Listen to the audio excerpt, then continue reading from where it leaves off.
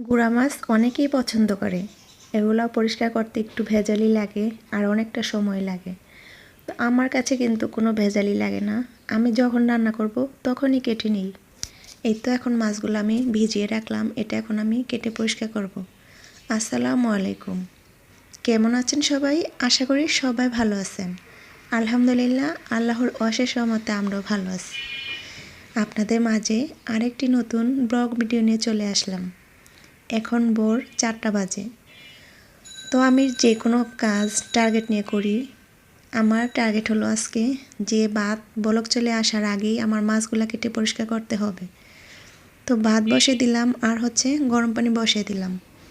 যেহেতু দিনের বেলাতে গ্যাস থাকে না, এই জন্য এখনই গরম পানিটা করে রাখছি, দিনের বেলাতে বাচ্চাদেরকে গোসল করাবো।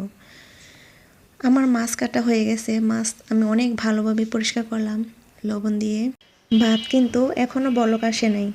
এটার কারণ হলো গ্যাস কমে যাচ্ছে, এটার কারণে। আর এই তো মাছ ধোয়ার পর আমি সাথে সাথেই কিন্তু আমার বেচিংটা এভাবে পরিষ্কার রাখি। সেই সাথে আমার হাতগুলো পরিষ্কার করলাম যাতে মাছের গন্ধ না লাগে। একসাথে আমি মাছ কেটে রাখতে পারি না, আমার সময় শর্ট, যেহেতু আমার মেয়েটা ছোট।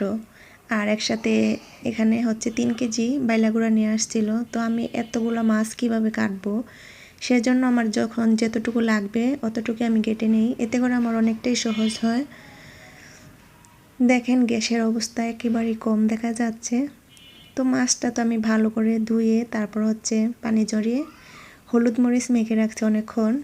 এখন আমি চুলাতে কড়াই দিছি, কড়াইটা গরম হয়েছে, তো তেল দিয়ে মাছগুলা ভেজে নিব।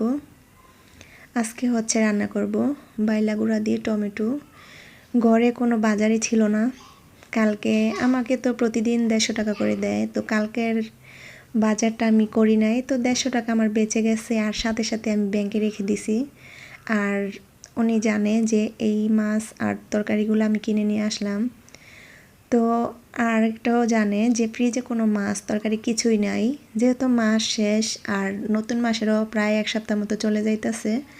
এখনও আমাদের এই মাসে কোনো বাজার সদাই করা হয় না। তো আমার ফ্রোজেন কিছু টমেটো ছিল আর ছিল কাঁচামরিচ। তো আমি চেষ্টা করি ফ্রোজেন করে রাখার জন্য। আর আমার ফ্রিজের ডিপটা যেহেতু ছোট, বেশি কিছু রাখা যায় না। তো আমারও ইচ্ছে করে যে অনেক কিছু ফ্রোজেন করে রাখি।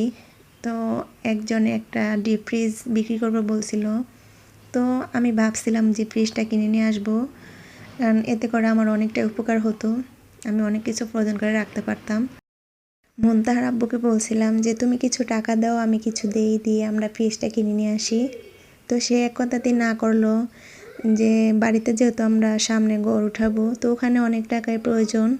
এখানে শুধু শুধু এটা কিনা রাখা, টাকাটা আটকে রাখার কোনো দরকার নেই। তোমাকে আমি পরে শোরুম থেকে বড় দেখে ডিপ ফ্রিজ কিনে দিব যখন তুমি গ্রামে চলে যাবা।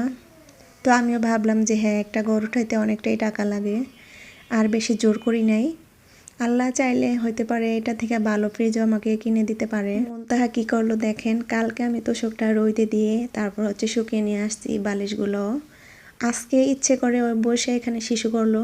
ও বেশিরভাগ সময় শিশু ধরলে নিচে নেমা তারপর কমেট নিয়ে বসে। আজকে জানি না ওর কি হয়েছে। তো বাচ্চা মানুষ, তো ওদের কোনো গ্যারান্টি নাই। তো আজকে আমি আর তোষকটা নামাবো না, 2 দিন পরে আবার শুকাতে দিব।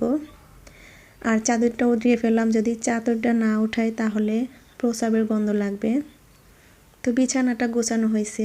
আর এই তো সকালবেলা যে আমি এটা নামিয়ে রাখছি আমার মনেই ছিল না। এটা আদা ফ্রোজেন করা ছিল, যেহেতু 4 কেজি আদা একসাথে নিয়ে আসছিল, তখন দাম কম ছিল। এখন এগুলো পরিষ্কার করতে যায় দেখি যে পানি বরফটা ছাড়ছে, তো অবশ্যই পানি পড়বে। তো আমার যতটুকু লাগবে আমি নামিয়ে নিয়েছি। এগুলো আজকে ব্লেন্ডার করব। আর এই তো এবার এরকম রসুন আনছিল, কুয়া ছুটানো। তো এই তো পরিষ্কার করা শেষ, এখন শুধু ব্লেন্ডার করব। তো সবার কাছে ছোট করে একটা অনুরোধ করব, ভিডিওতে লাইক দেওয়ার জন্য। আর যারা নতুন আছেন আমার চ্যানেলটিকে সাবস্ক্রাইব করে আমার পাশেই থাকবেন। আর যারা সাবস্ক্রাইব করেছেন তাদেরকে অসংখ্য ধন্যবাদ। ভিডিওটি আর বেশি বড় করব না, আজকের মতো এই পর্যন্তই। সবাই ভালো থাকবেন, সুস্থ থাকবেন। আল্লাহ হাফেজ।